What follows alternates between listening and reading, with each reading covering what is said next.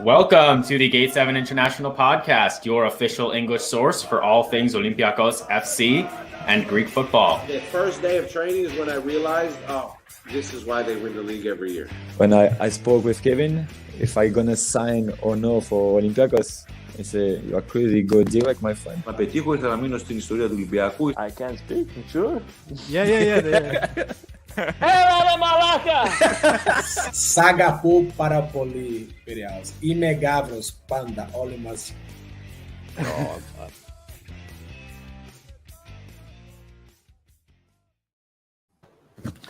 What's up, everybody? Gate 7 International back at it again. Olympiakos is through. I'm in the dark again. I'm sorry if I'm creepy for all of you guys. I'm just excited. Olympiakos is through to the group stages. Costa, how do you feel?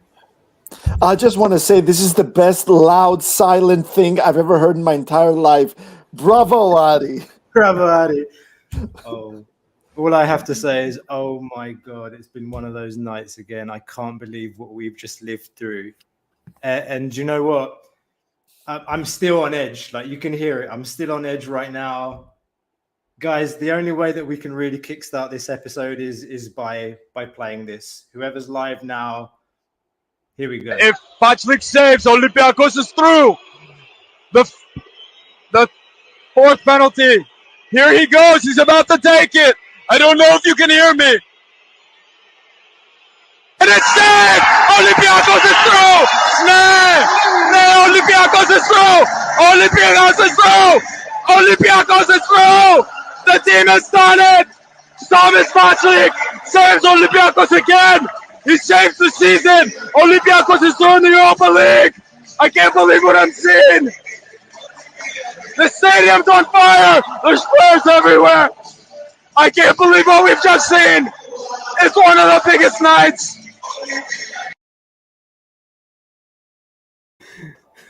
I'm saying this. Copyright. Trademark right here. The Hawaiian Martin Tyler. Legendary commentary from Labros Irmos, guys. I told you. Gate 7 International Superstar Labros Irmos. Labros equals ratings. You all laughed. Every one of you laughed. I was right. I was right all along. It's not that we thought you were wrong. It's Labro. The guy's a legend. My God. Labros better than Thanailakis, Yanni Spino says. Yes, Yanni. Labros better than Thanailakis. Eat your heart out. That is fantastic. It was absolutely magical. Anybody that you've got to go back and find the timestamps for the goal and just re-listen to the whole penalty shootout of Labro. It is absolutely epic. But what an epic night. Where do we start? First of all, I want to thank everybody that's tuning in tonight at almost 2 o'clock Greek time. It's almost 1 o'clock Belgian time. Ari's there in Galimnos and his family's asleep. And here he is, Costa, similarly as well. All of you guys that are up. I don't have kids. I don't have kids that I know of. Yeah, so thank you guys for being here with us. I don't know if some of you are coming back from the stadium. Like and subscribe if you haven't done so already. My God, that I'm going to be editing the vlog as well. That's going to be fun. An absolutely epic night. Guys, where do we start, honestly? And don't forget, Costa, not just like and subscribe. As soon as we hit 2K subs on YouTube, we've got a huge giveaway. And I think tonight's looking like the night. We had 40 subs already just during the course of the game. So we're almost there, which means giveaway time. So like and subscribe. Get your friends to like and subscribe. Huge giveaway coming. Etsy. I'm going to go straight to the comments. What are people saying? Bame Benderosia, yes, sir. Ari's in Martin's closet. Next to Kunde. Kunde at least got out. I'm stuck in the darkness here. Manos Gate 7. I don't know if you're still in Naxos, mate. Yeah, this is madness. Indeed. Paris, I think that's a bit of love for Labros' commentary. Essay. how are you so happy about what performance with this team we will suffer? Okay, we'll get into it. We'll get into it. Okay. We'll get into it. Ο Μάνος λέει, λοιπόν, σύντομη άποψη για το μάτς. Καλό ξεκίνημα και βάσει ευκαιριών έπρεπε να είχαμε καθαρίσει νωρίτερα, ωστόσο οι επίδραση οι Μαρτίνς το πήγαν penalty. That's something we'll talk about as well. For those that aren't Greek speakers, Manos is basically saying, good start, but we should have finished the game off earlier. It's what I call the post-Martins stress disorder or post-Martins syndrome that Olympiacos are still trying to get past, and it was so important today. My goodness. Concept Calcio. Karaiskaki still has it, man. These APOLLON pens were deafening. Thank God they were at the gate 7. And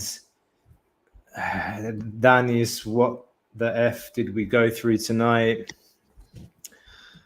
Ari, how was Karaiskaki? I wish you enjoyed the magical experience.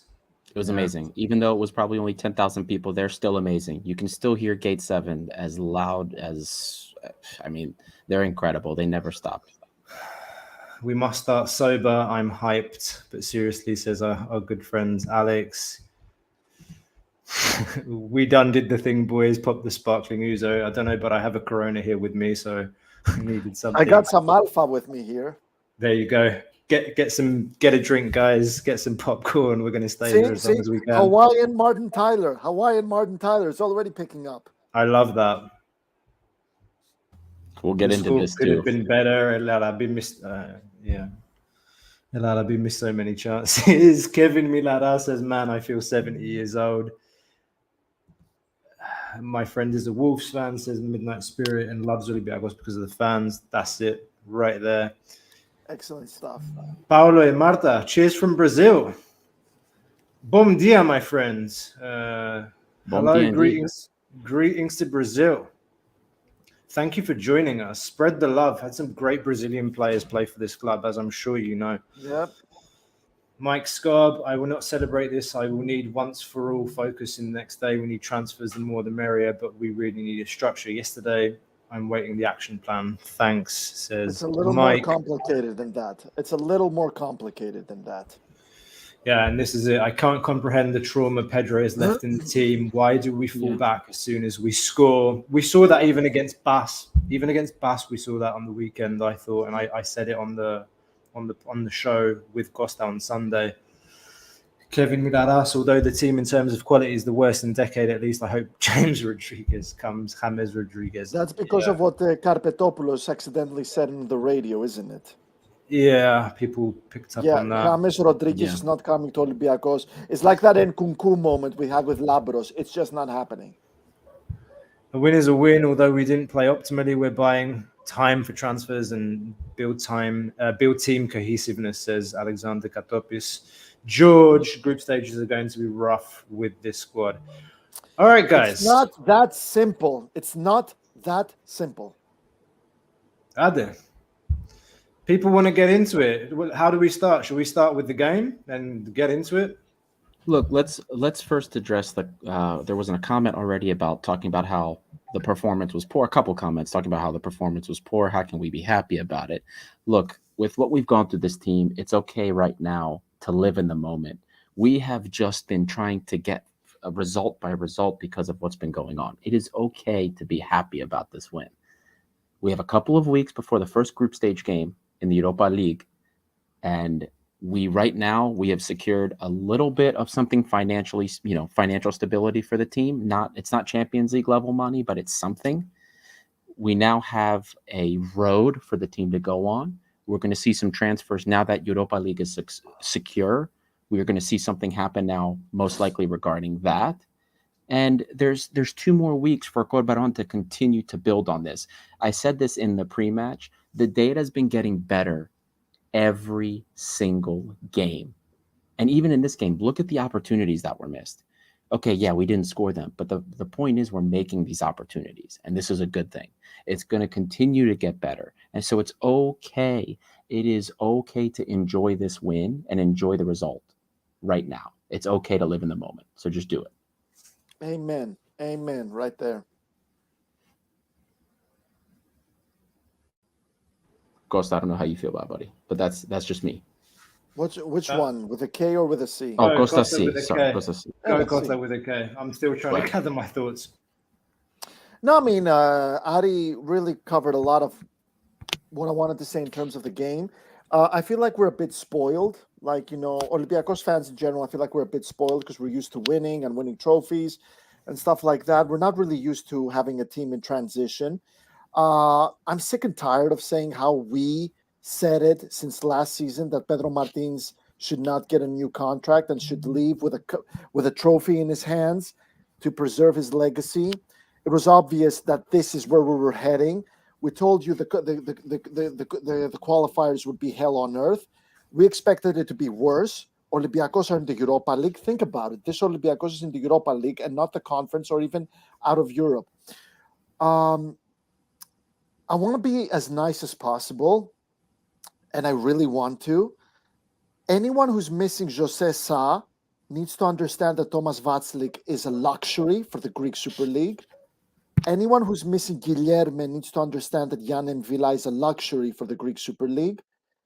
Juan Gimbom, an incredible player who's going to play, who's going to have a great impact in the team, who respects this team. I don't know if you saw this, but this guy bowed to the Olympiacos fans twice after he left the pitch. Anyone who underestimates Juan doesn't understand talent and also doesn't understand respect, my opinion.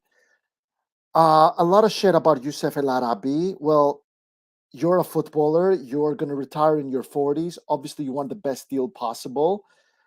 It was wrong for the club to keep him, my opinion, but they did. Carlos Corberan. I've been covering English football for 7 years full time, 12 years on and off. So I must know something. I know we're in the post-truth era, so probably what I'm about to say doesn't even matter anymore. But the English football is a completely different galaxy than Greek football. Carlos Corberan took a team of nobodies and finished them third in the championship last season. He made it to the playoffs finals, almost got them into the Premier League, team of nobodies. And now he's at Olympiacos. Carlos Corberan is another luxury. He came to Olympiacos with barely bringing his stuff over from Spain and immediately improved them. If Pedro Martins was still the manager, we'd probably not even make the conference. Probably not even make the conference. Olympiacos should definitely celebrate this. I said this after the Slovan game. I'm going to say it again. I hope they celebrated as hard as they did after they beat Arsenal at the Emirates and eliminated them, because Olympiacos need the unity. They need the morale right now. They need to come together. We need to create a team right now. It's Olympiacos we're talking about right now. They're in transition. It's all step by step. It's all about winning. It was all about getting into the Europa League. And from then on, you're going to bring transfers, and it's all about getting them in as soon as possible and coming together. Rant over. No, very good, Costa. I think from my perspective, we spent a lot of time this week talking about how important it was for the fans to turn up today, and really that the team needed that extra push. And I thought the fans were absolutely incredible today. I would say they answered the call from us, from everybody that contributed to really motivating, encouraging people to turn up at the Karaiskaki in numbers today. Without the fans in the stadium today, I think Olympiacos could have crumbled. I want to say that I went into this game obviously with a sense of optimism, as I've been saying the past couple of weeks. Every game, all we can ask for is improvement, and I think game by game we have seen improvement up until today, where we really kind of put ourselves in a difficult position. I thought, like everyone, we had a dream start to the game. 2 minutes into the game, and Mvila puts the ball into the channel on the right-hand side of the APOLLON defense. The right back makes a mistake. Oleg's there to capitalize on it, does really well, and then it's just a square ball into the box and a tap in for Yorgos Masouras. Absolutely fantastic start to the game, and you think, okay, come on, like we've got this.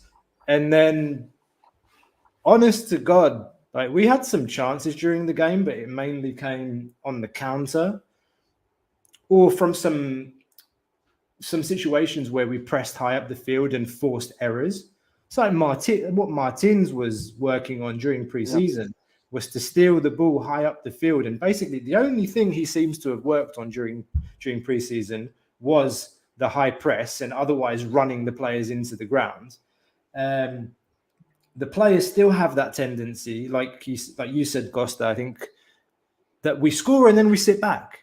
Instead of scoring and then looking to go for the second goal and kill the game. We let them have the ball far too much throughout the game. And I have to say that for me, the standout players, first of all, Yann Villa had an epic second half. Like, the second half that he had today was maybe one of the best performances I've seen him in an Olympiacos shirt. Slide tackles on the ground, everywhere on the pitch, like anything positive that happened with the ball going forward into dangerous positions, playing it in behind the defense. It all came from him in the second half. Otherwise, I thought Oleg and Bar were two of our top performers because we were defending for our lives for most of the game. And while they didn't have a clear-cut opportunity, and right until they scored the equaliser in the 88th minute, we were on the back foot, and all we did was wait for the counter. We got away a couple of times. I mean, bottom line, where am I getting at here? Corberan isn't a magician. He's not a guy that's come in with a magic wand and he's gonna make everything perfect from one day to another, like Costa said. So the important thing today was to get through. I can't even begin to imagine. I can't even begin to imagine what would have happened today if we didn't go through. Even though I've said before that I think the level of the Greek league is conference. Yeah. And even this team as it is now, is for conference. Now we need the transfers, we need the quality, and we need the players. We need the players that Corberan needs if we want to have the season where we rebuild. We allow him to do a job with the tools necessary, the tools that he wants to build a team that can compete in the Europa League, that can play at home and make the Karaiskaki a fortress. When's the last time we won a game in Europe? It was against Fenerbahce. Within 90 minutes. Yeah, Fenerbahce is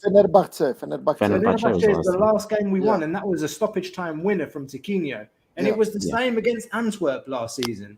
I don't want that again. Is it too hard for me to ask? I don't want to see that again this season. I want to, like every Olympiacos fan, I want to see Olympiacos dominant.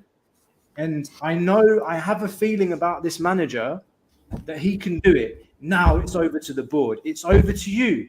He did it. He took the team through 2 rounds of Europa League with a bit of luck. Honest to God, Why luck? Yeah, we made it to the penalty. No, but it is talent, though. It is talent. What about the shooters? The quality is there. Resi, in both games, Avila's taken a penalty, and in both the shot today and the game last week, it was exactly the same. He hit it into the bottom right corner, and the keeper's got a touch to it both times. But we've been lucky in that situation. No, but I'm not taking it away from Bachlik. But we've been seriously lucky. In football, if you don't take your chances, the other team scores. You get punished. In putane bala. You're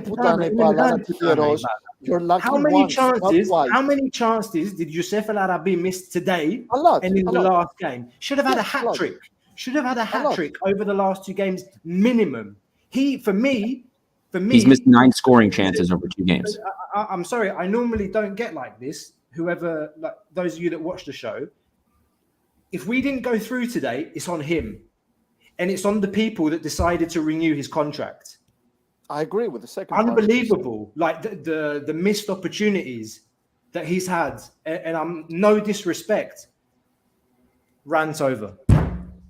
Look, penalties. I'm going to tell you, Very welcome. Mathematically speaking, penalties are not. It's not as skill based as you would think. There's a lot of luck involved.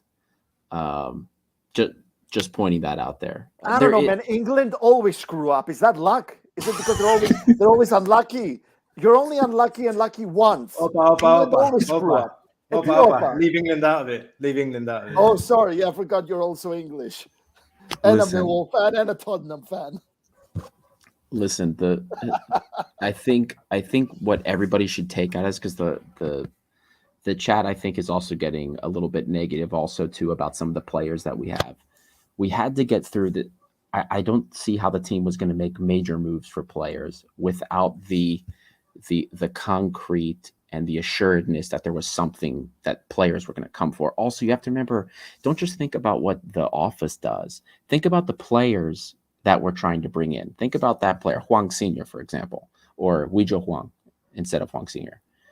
Why would he come to Greece just to play in Conference League? Do you think that's attractive for him? Do you think playing in Greece alone? And it's no.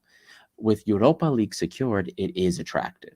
So don't be surprised if in the next week and a half, we see a bunch of players come in with that secured. It's not like it used to be. I mean, I see people here commenting about, Giovanni and Rivaldo. This isn't the same Olympiacos. This isn't the same Greek league compared to that. So I understand that people are upset that we're not bringing the caliber players that we used to. But I'm sorry, the game has changed. Over the course of 20 years, this game has changed completely. There are now billionaires and teams with billion-dollar payrolls and budgets that are, or billion euro, I should say, $500 million, whatever it is, that are involved in this game.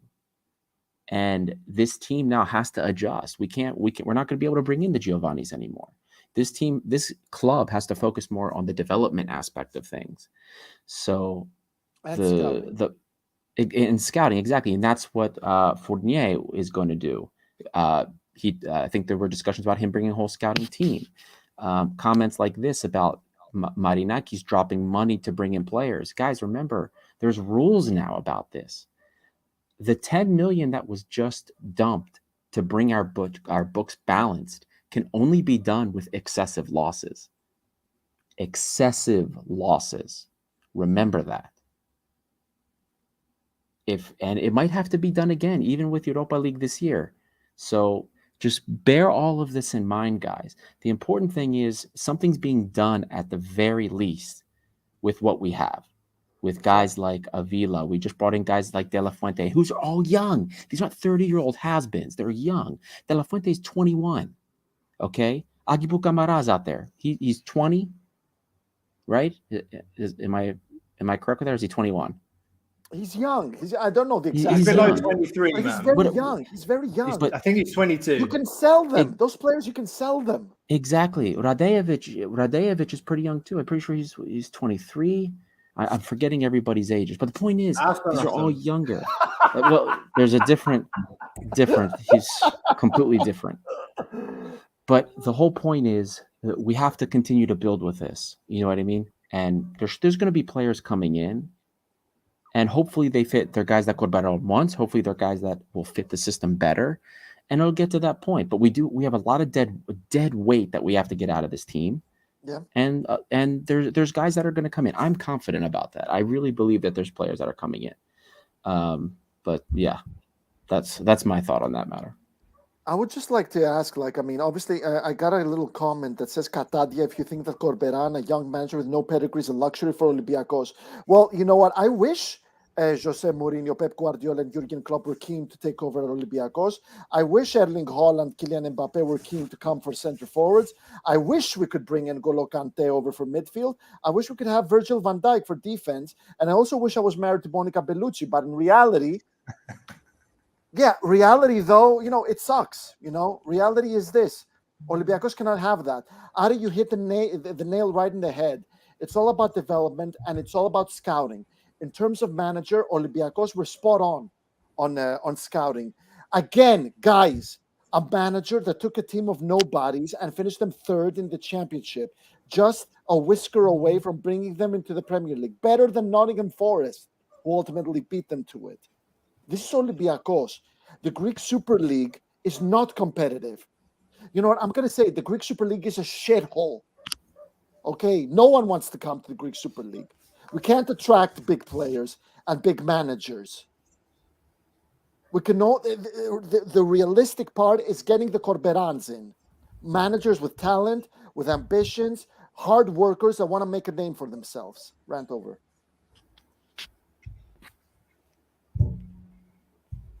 Should we go back to the chat?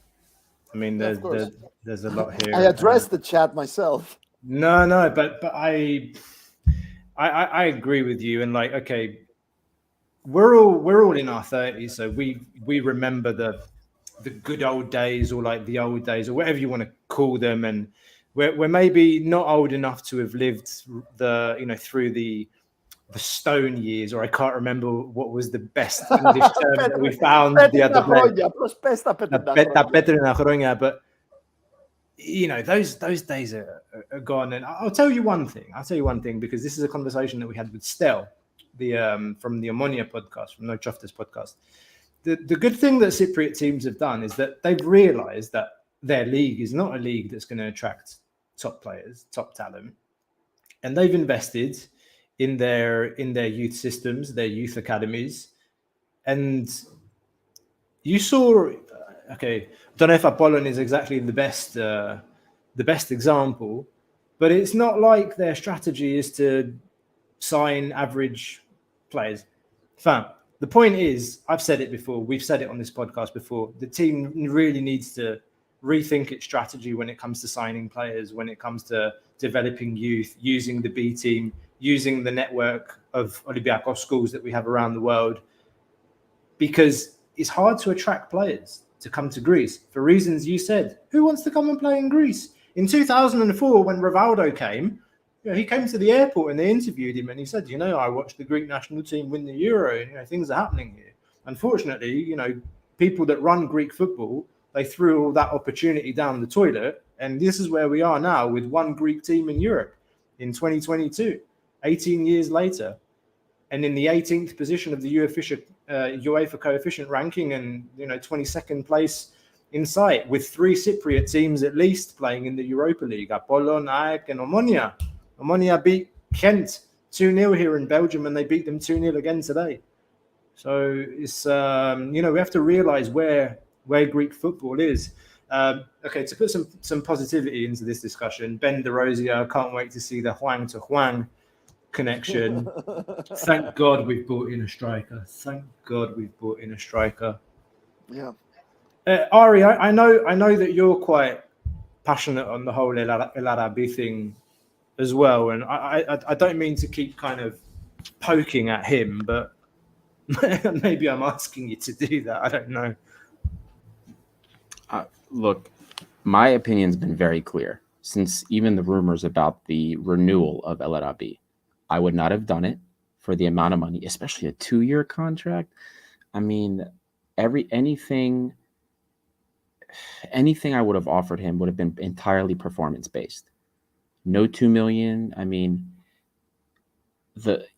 even last year, for me, I'm sorry, the performances there was a noticeable just in his build up and hold up play, but also in his goal scoring. You guys remember the data that we showed you. Masouras had a higher non-penalty ex-goal threat.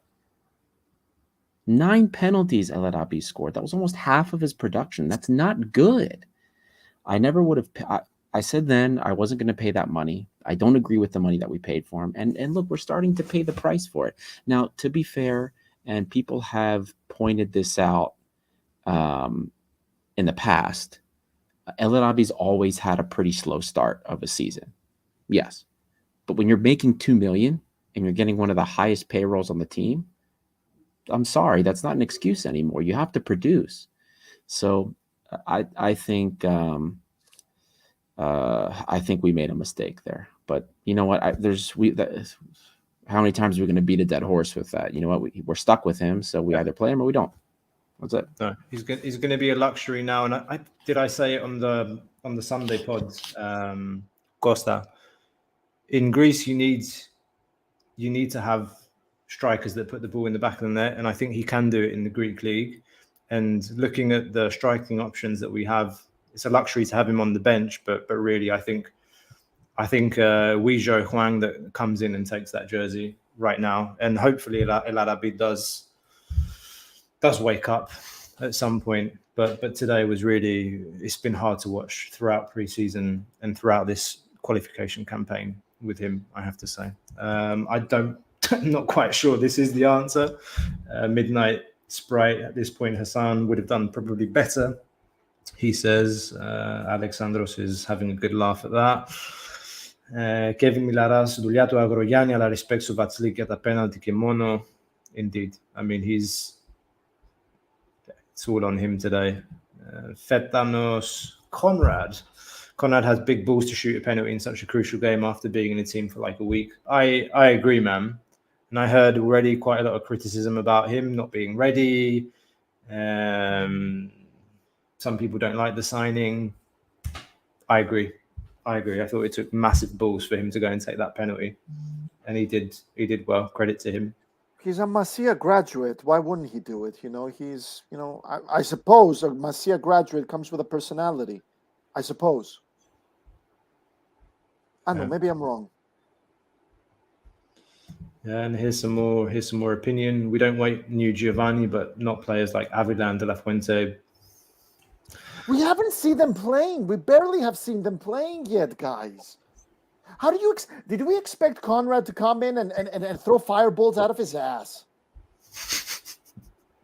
after 2 days? Did we expect Avila to be the next Orosidis after a couple of weeks? I don't know.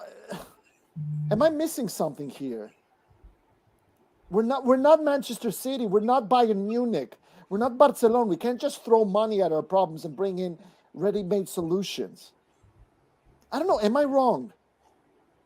Maybe I got something wrong here. I won't answer that directly, but then I want to bring this up. So everyone's been talking about Galatasaray's transfers, bringing in players like Mertens.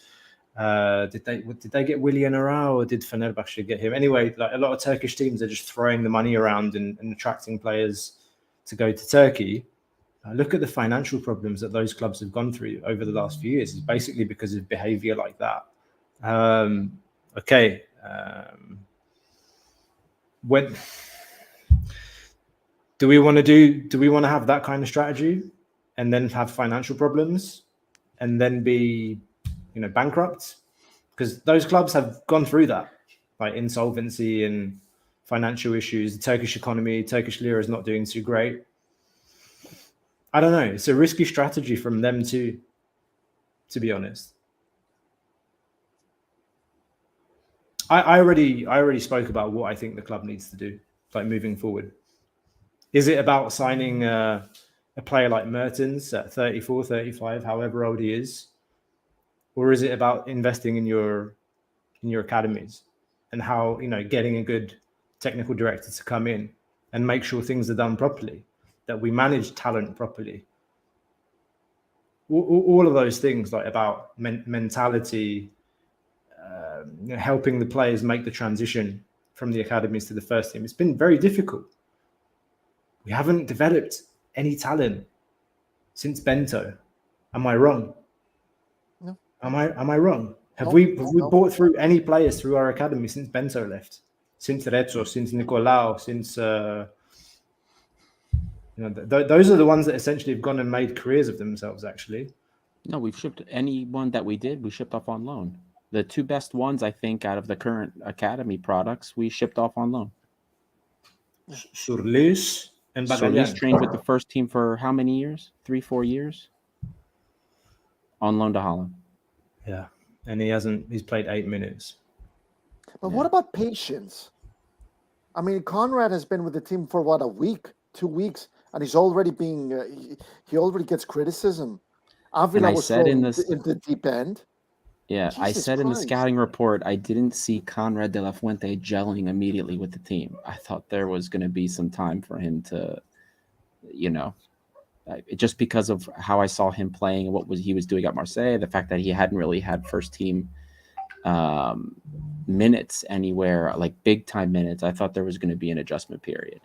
So yeah, and then also to the point with that you brought up about Turkey signing all of these, making all of these signings, right? Bringing all of these players in, and then having budget troubles. First and foremost, I just want to bring up Greek teams have shat on Turkish teams in the last 3 years in European competition. So okay, there's that, and also you could say that we did kind of have that strategy. Remember, this past summer and the summer before, we've actually started to spend a little bit more money, but it was on the wrong players. And that's the problem. I see the argument, because also in the comments, there's a few people that talked about, I see the argument, we have a lot of these like 1 million euro contracts. Why don't we spend and get this one big contract? And I guess the answer to that would be we need depth on the team. You know what I mean? Sure. Maybe we get rid of a bunch of these 1 million euro contracts. We have a bunch of super cheap contracts. You might not have depth. But then again, at the same time, like you look at some of the money that's been spent on players, right? Onyekuru, 5 million. Abubakar Kamara, another 5 million. The heck? You know what I mean? That's 10 million. We could have spent some money on some better players, we'll say. I don't know. Do you want to speak to this comment? The situation. Do you want to speak to this comment, Ari? So Alexandros, any news on the French sport together? You said he will bring a team of scouts. Tell us more. There was a comment, or they were discussing it. I don't remember if it was on the radio or if it was on something from Dodeka, where they discussed that he was talking about scouts, or like bringing it, like wanting more scouts as a part of development. Get more scouts younger, bring them in. And for me, that's a good sign. But it also is a long-term play. Like, you don't get this guy, he's not going to just come in, bring scouts, and then start looking at players, and then you get all of a sudden your amazing players within a year or two. That's a long-term thing. Just to compare like different sports, if you look in the United States in terms of like baseball or basketball or football, these teams that started building these scouting teams, very data heavy, they didn't start seeing payoffs from that for about 4 years. In baseball, the Baltimore Orioles, they started investing 3 years ago, and now they're reaping some benefits. You can see it in football as well. Every team that has invested heavily in these scouting and data analytically focused scouting regimes, it pays off, but it takes time. So we just have to remember, when he does come in, we have to give him time, bring a team together, and find these players. But that's going to be a future thing. We're not going to benefit from that in the next season. Not even January. Not even. Oh, thank you for my red letters. Thank you, Mikhailo. Big up, brate from Serbia, Mikhailo Milovanovic. Thanks for joining, mate. Thank you. And we might meet them in the Europa League. We actually have our potential opponents ready to reveal them. Please. This is interesting. Okay, shall I mention Group A, the teams that Olympiacos are not going to face? Yeah, go for it. Tell us, Group A. Okay, the teams that Olympiacos are going to be on the Group A, that is the top group, and they're missing teams like Roma, Manchester United, Arsenal, Lazio, Braga, Red Star Belgrade. There you go, and Dinamo. So we won't face them. Is that pot one? That's pot one, yes, sir. Okay. So now here are the opponents they could face. That's pot two, and tell us which one you want. Feyenoord, Eindhoven, Rennes, Monaco, Real Sociedad, Karabag, Malmö, Ludogorets. I'll take Feyenoord because it's close to me. I might join you. I love the Netherlands. I'd like Ludogorets. Last time I was at Feyenoord, we won 3-0. Kostas Fortounis scored a magic goal in a friendly. Marco Silva was the manager. Good memories. My God, amazing memory that. I'd be up to go to the Netherlands, maybe Eindhoven as well, but they were really good against the Rangers, so maybe not. There were Feyenoord fans in the live stream lots of Feyenoord fans and I asked them, why are you here? And they were like, oh, we want Apollon to win so that we can go into pot 1. Danced around on that. I want Ludogorets for revenge. Me too. That's what I want. I want I'll take Ludogorets that again. too. Pot C. Sheriff Tiraspol, Real Betis, Midtjylland, Bede Glimt, Union Berlin, Freiburg, Fenerbahce, Ferencvaros. I'll take Fenerbahce again. Yeah, There's a few tasty teams in there in pot 3. it's picking up, isn't it? It really is picking up. I take Fenerbahce. I think Olympiacos could do this there again if they improve. They really need to improve. That's the thing. Like the talent needs to gel. You know, the new transfers need to come in and gel as soon as possible. Yeah. Can I tell you, even though what we want, you know, we would all like to have these teams, I'm going to tell you what we're going to get. We're going to get a Spanish team. It'll be either, you guys are laughing, but we're going to get a Spanish team. It's going to be Sociedad or Betis, and it's going to be a nightmare. Yeah. I never feel like not just us, I just feel like Greek teams don't do well against Spanish teams, period. So I just want to avoid any Spanish team. At least no English teams. That's a good thing. No English teams. They're nightmares. So pot We have D, also entered. Wait, hold on. We've also entered. So Garcia says we've entered the UEL without winning a single qualifying match. We've also gone in without losing a single qualifying match. I love that. I love that. The Pot glass D, isn't half empty. I love that. Pot D, NAD, Helsinki. Who's the first one? Who's the first one? NAD. NAD. NAD. So pot D. Nantes. Nantes. No. Yeah, sorry, Nantes. Excusez-moi, Monsieur Levoyanis. Pot D, Nantes, Helsinki, Sturm Graz, AEK Larnakas, Omonia, Zurich, Union, that's the Belgian Union, and Trabzonspor. Saint-Gilles. I do not know. Union Saint-Gilles. Yeah, I'll take that one. They're a good team, though. Good team. I think we want to avoid Nantes and Trabzonspor, basically. Anyone but those two. I don't want any more Cypriot teams either, mate. Cyprus trips are just a nightmare. I don't want. You said Union Berlin, right? Saint-Gilles. That's the Belgian one. Okay. Yeah. It's my local team, actually. Oh, nice visit. Nice visit to Costa. I think you have a friend. I think you have a friend in the comment section, Costa. Alexandros Sim. Apparently, he didn't like the way I pronounced Nantes. NAD. Is that a Saudi Arabian team? Like, did they play in the Europa League now? I wouldn't be surprised with the UEFA. Probably give them a bit of money, make them European as well. There's my little dig at UEFA for the night. And as we remember, if Olympiacos finish second in the group, that means they're going through the playoff, which is the round of 32, basically. And if they finish third, they go to conference. That's right. If we finish third, we go to conference. Yeah. Honestly, though, guys, like I think, like I said before, now it's really over to the board to do what they've said. What's been put out in the press and all the communication that we see, whoever understands.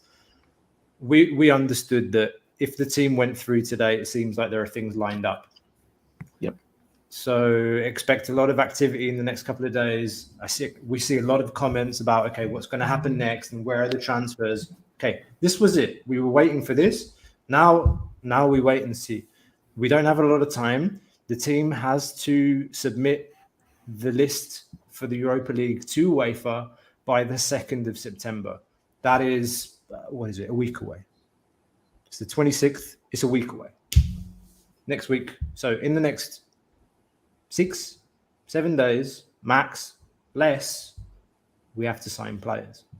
Yeah. And it's not just one or two. We still need a few.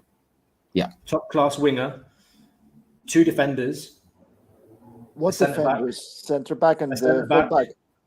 A centre back and one that can play on the wings. Yeah. Dare I say we need another 6 because Yann and Villar can't play the entire season. We said Yes. it. We said it last week. We yeah? said that. We said that. A last week. striker's So come 5. in. A striker's come in. Well, including the striker, I think that's 5, right? Yeah. So 5. Yeah. So the striker's here, so 4 more. 4 more. 4 more players. Alexandro Sim, I didn't curse at you.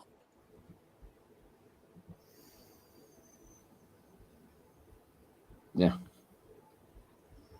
Yeah. I'm not keeping. I can't keep. There's too many messages now coming in on the chat. I can't keep up with all of No, them. but basically, sorry to interrupt you. Basically, center back, full back, number 6, and winger. Those are the absolute priorities after Huang agreed to join Olympiacos.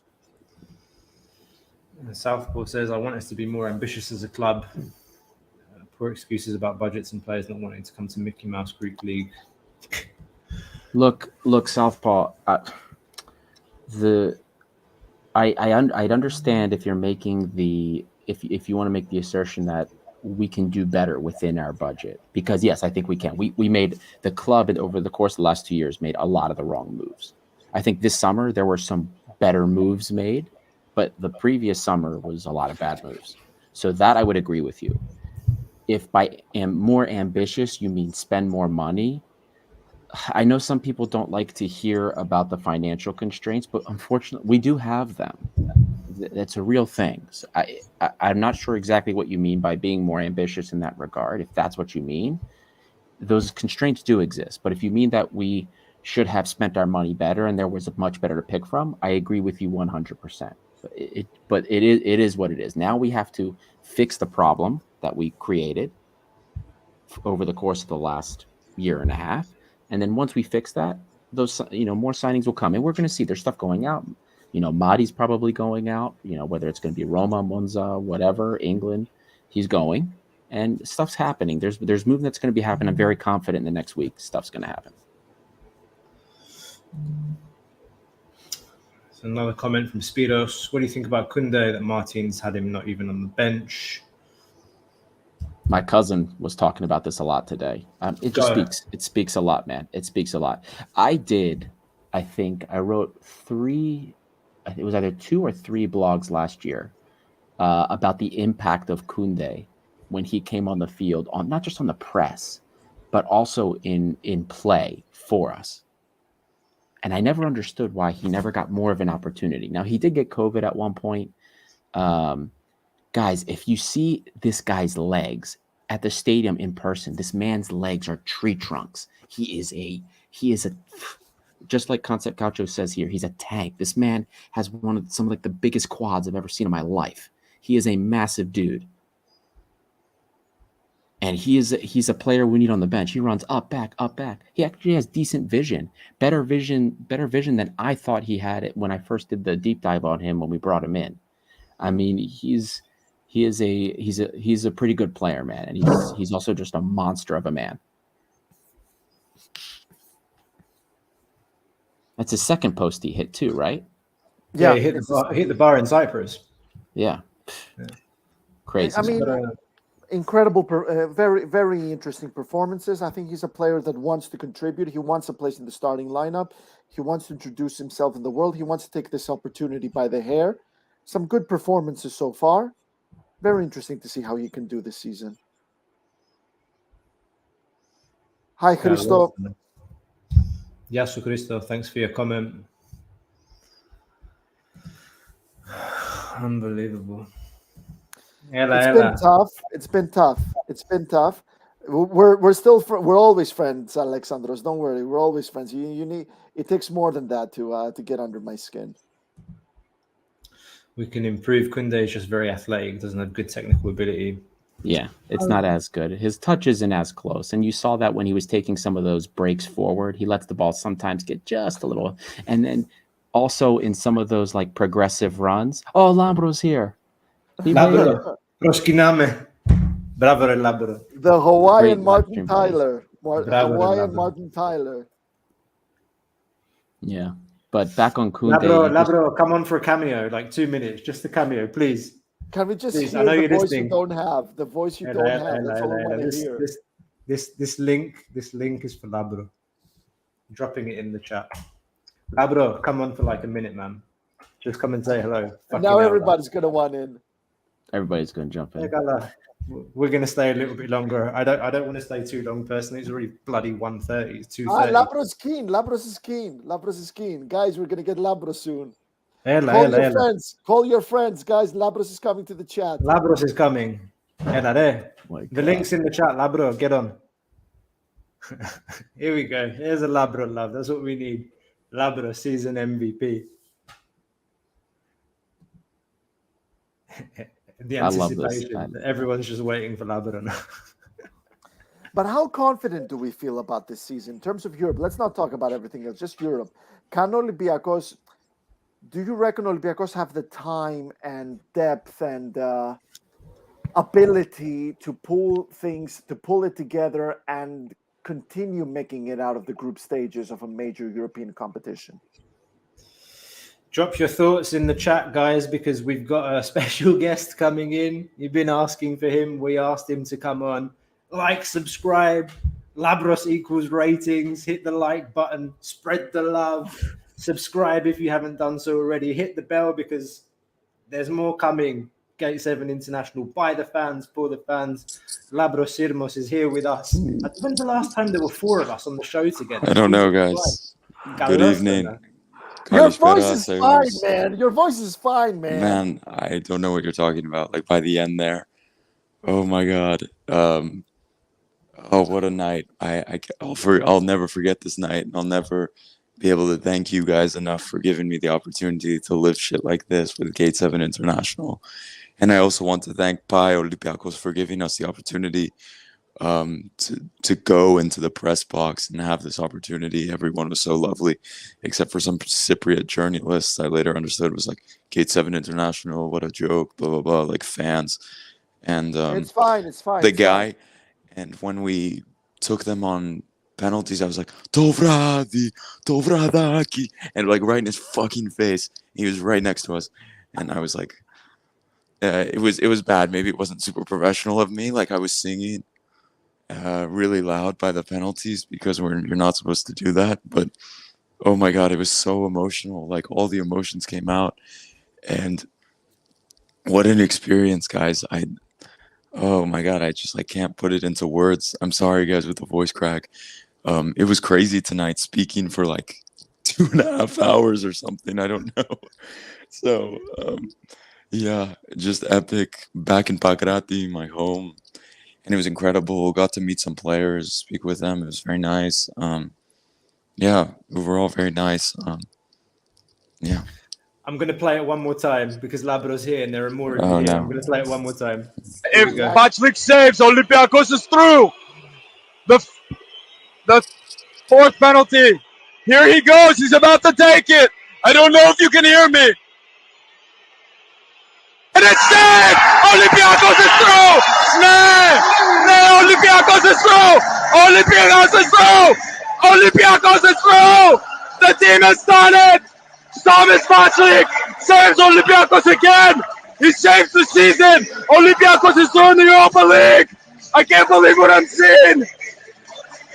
The stadium's on fire! There's players everywhere! I can't believe what we've just seen! It's one of the biggest nights! The best Oh my part, God. the best part is when he says, "Can you hear me?" And I'm about to get my headphones off. No, but I don't know if you can hear me. You don't understand. When you're there in the stadium, I have my headset on. You can't hear yourself even think it's so loud in there. So I don't know. The whole time I didn't know if anyone could even hear me. I was just like yelling and oh my god, it was so loud. Every time APOLLON player steps up for a penalty, like I couldn't even hear myself think. And then the final save of Vaclik, it was like, oh my god, outpouring of emotion, except for I guess what's it called? Yeah, those Cypriot journalists, fucking fans. Anyway. Oh my goodness. What I is think that? you and I are both trying to click this, Ari. What are you clicking on? Oh my god. We have a This is for our donation. Thank you saviour, so Labro much, coming back. Alexandros. Oh my Thank god. you so much, Alexandra. Jesus. Thank you so much, man. Holy cow. Alexander, wow. Thank you Yeah, so much. thank man. you That's so Thank you much, so man. much, buddy. Thank you so much. And of It's course, we're incredible. always gonna be friends. We're always gonna be friends. Thrylos, tú me T-shirts are paras, coming. Ollie. And Thank you t-shirts so are much coming for now with coming. these donations, guys. Thank you so much. Thank you so much, guys. Incredible. We're going to use this to keep improving. Labro, I want to say unbelievable job, man. Like, I don't know, maybe you And I should took think about- video for vlogs, but like I couldn't record myself in the press area. It was a bit awkward because you guys can imagine that the being in this journalistic environment was very odd. Like it's very old school. Like you're under 30 years old and like they're like, who the fuck are you kind of thing, you know?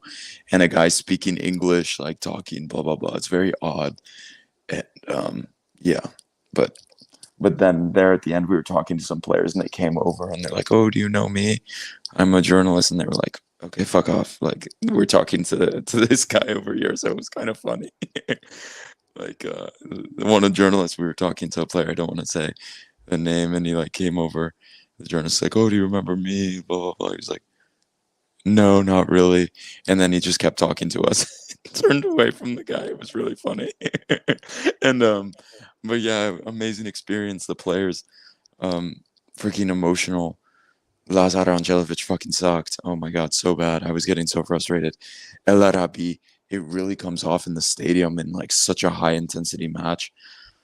Like I was being really mean on the thing, but oh my god, he looks so past it. Like he looks like a former footballer, almost like the guy.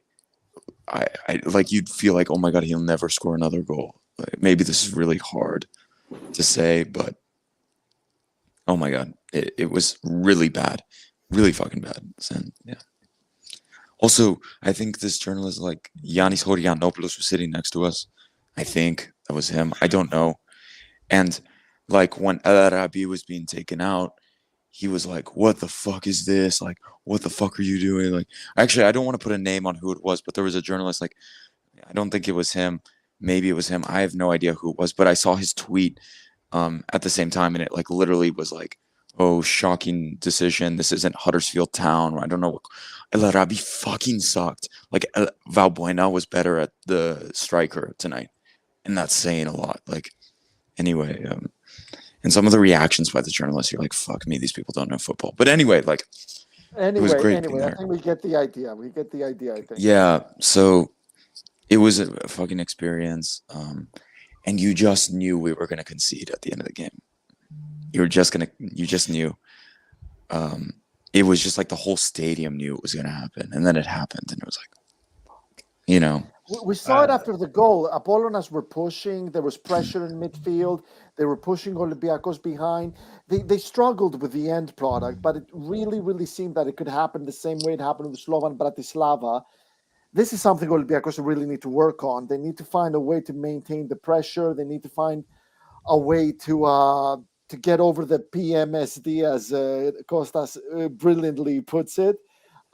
Just keep pushing after you score the goal. Don't just stay behind trying to protect the result, because it simply doesn't work. It felt like in the stadium, like your mother the Borina, like the goal was fucking lucky because Mavrias is shit, and then like the team was like, oh my god, like we need to hold on for dear life. Like being there, it felt like the Bori. It's not like a fact of the team was hiding or like playing defensively. It was like more a fact like this team fucking can't, if that makes sense. I don't know. Anyway. It was a very long night, and it is still a very long night. Do we have coach's grade and man of the match? Who wants to do man of the match first? Should we do it in alphabetical order? Ari first. Yeah. You're next. I don't know why you're laughing, Costa. You're next. No, I think I got. I mean, yeah, I got mine.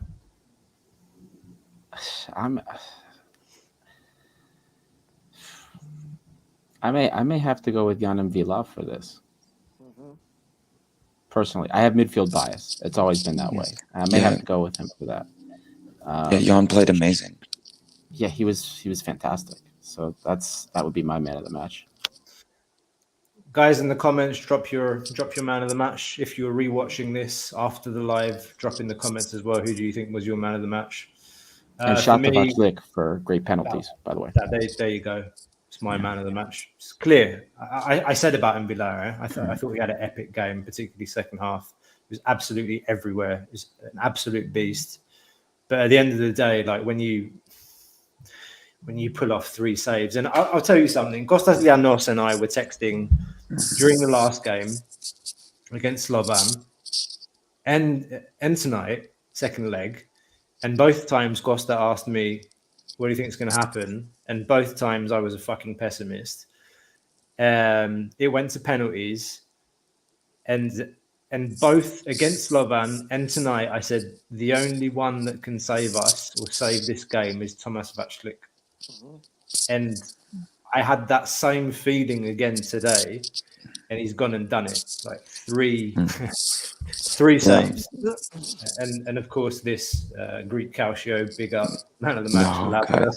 I don't even know what the fuck I was doing, to be honest. Like, I don't know what I was doing. Like, I was just talking, and it all just came out. It all came out. It was super emotional. Like, I've never been so emotional at a football match.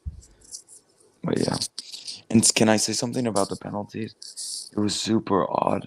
In the last 15 minutes of the extra time, you're like, as I said, like, Olympiacos de Boruse. Like, you felt APOLLON couldn't. Like, the legs were dying. And when the teams came back to take the penalties, 5 or 6 their players couldn't move. They dropped to the ground, and like the medical staff was trying to work their legs. The legs were so heavy on their side. And you go.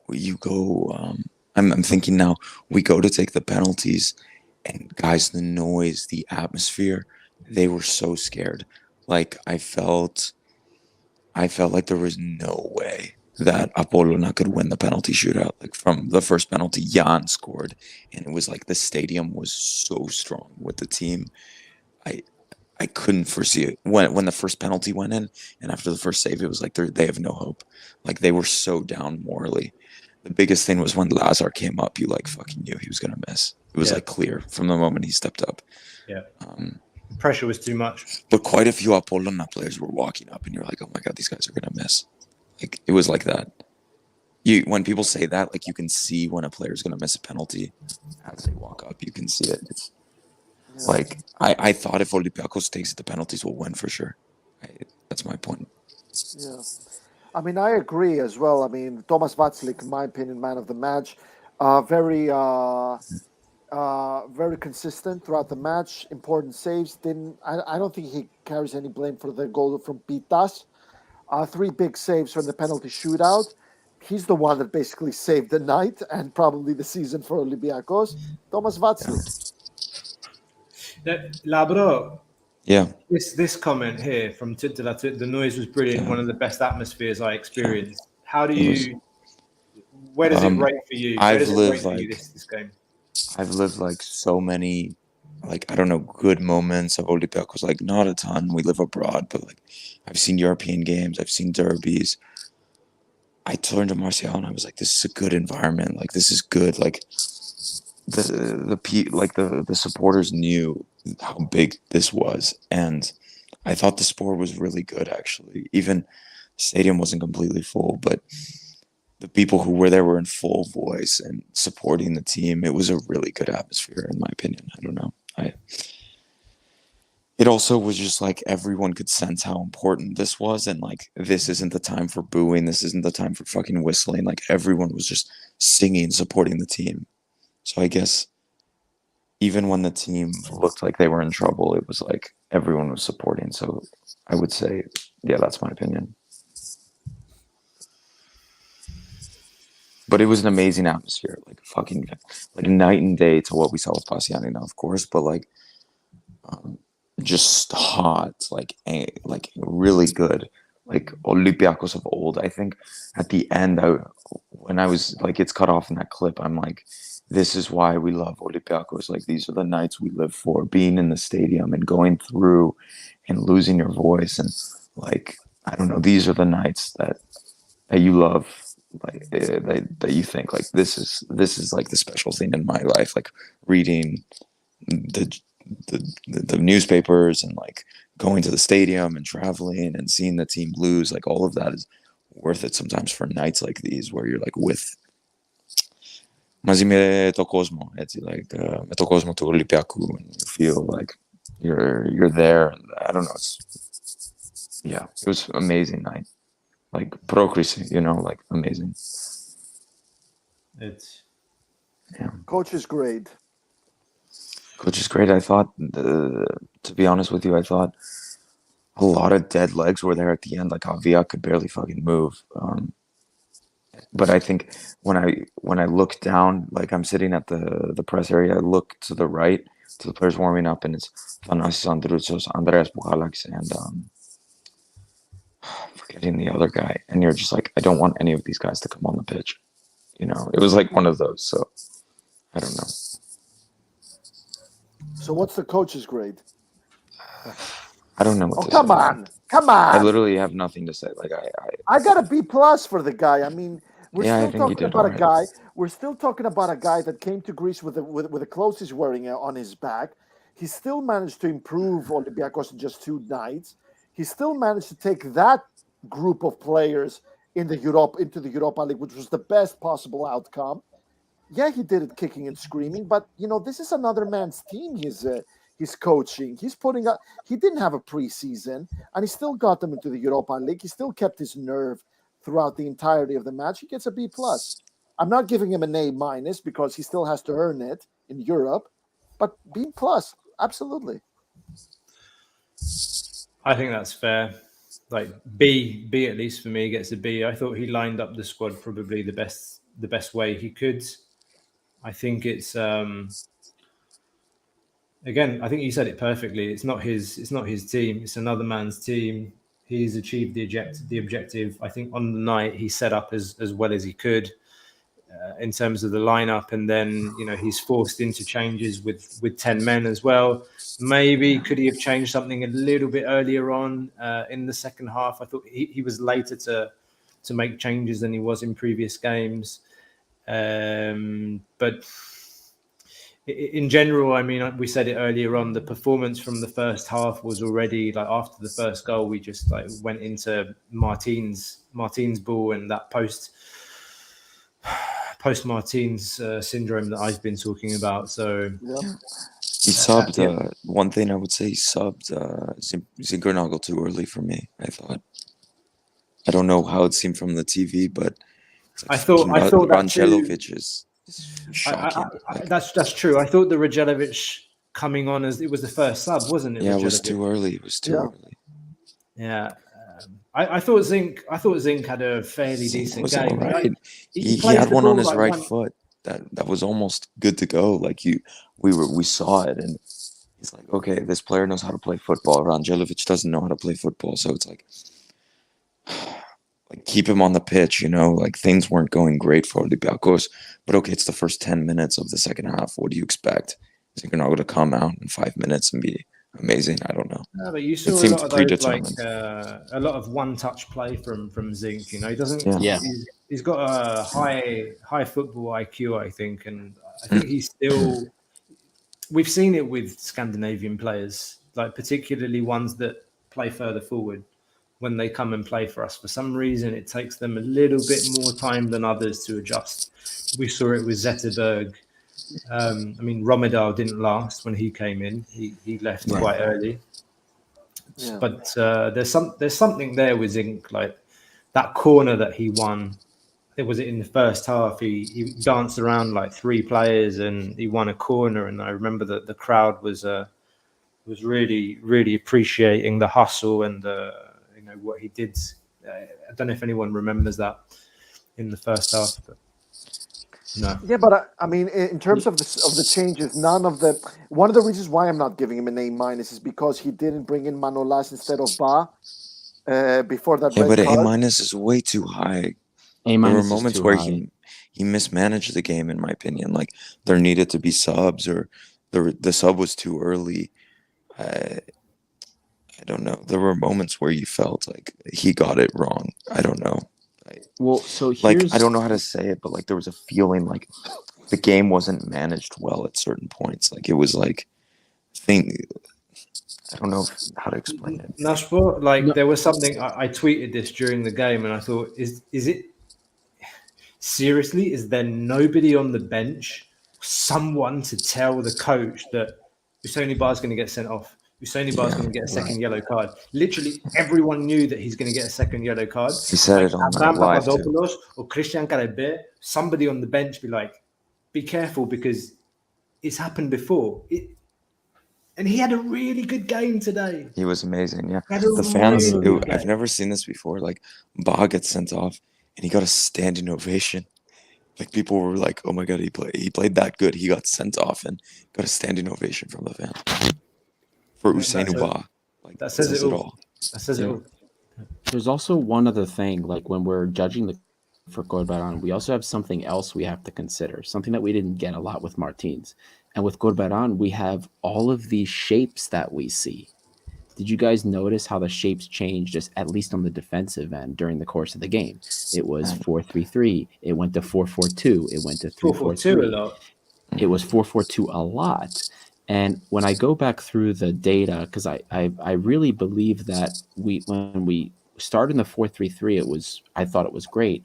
But then I noticed that about 15 minutes in, he transitioned to the 4-4-2 to save space. And that was when we started to eat a little bit more pressure. And we switched back to the 4-3-3, and it kind of we got more condensed, and it kind of seemed like we started to get possession back. So for me, the coaching grade is going to be a B, because I thought that he switched to the 4-4-2.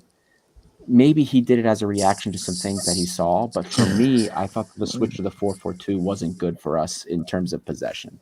But that was something I noticed, and I'll look more into that. To be honest with you, Adi, like the shapes, like you're talking about it now, the gap between the two, El Arabi, Huang, and the two in the midfield was really big at times. And the midfielders, and the thing is, El Arabi is like unable to track back, and exactly, it was massive problems for Olympiacos at points because of that, and like the shape. Sometimes the shape was really bad. To be honest, I don't know. But those take time, man. Let me tell you, practicing formations and shapes in defense, they take time and practice, because you have to make it routine. And you saw when things started to everyone was getting tired and things started to get bad, the shapes started to just coalesce like they did with Martin. And a discussion with like, someone close to the team, they were like, Corberan has very good ideas. His tactics are very good. We just need to be patient. Okay, so coach is great. Labro Ari, coach is great. I give him a C+, to be honest. B, I said. Sorry? Ari. I said B before. Okay, fair enough. Cool. Yeah. My guess. So there you have it. Λοιπόν, Μάγκες, αλλά πάμε για ύπνο, because this was Yeah, a it's night. 2:30 in the morning. I'm tired. Labro needs to find his voice. I'm off to Lefkada tomorrow as well for vacation, so you know where to find him. You know where to find me. His biggest fans. You know where to find him. What fans? Okay. I guess thank you so much for sticking with us. For those of you that are live still, like and subscribe. Hit the like button before logging out. It helps with the algorithm. It helps get the episode and the channel out to more Olympiacos fans around the world. A lot of questions still. Lots of transfer talk. Yeah. We got the group. The group draw is tomorrow. Indeed. I think already. It is tomorrow. But the headline for Olympiacos is now it's transfers. Now's the time for transfers. That's the headline for We'll be back. We'll be back for more. There'll be vlog footage. I've got work to do tomorrow. So look out for the vlog from yesterday's game now that finished today. And more wonderful content here at Gate 7 International. It's been another epic night. Epic night, yeah. And more to come. We have Europa League football sealed. Guys, signing off. We are Gate 7 International, by the fans, for the fans. See you next time. Ciao.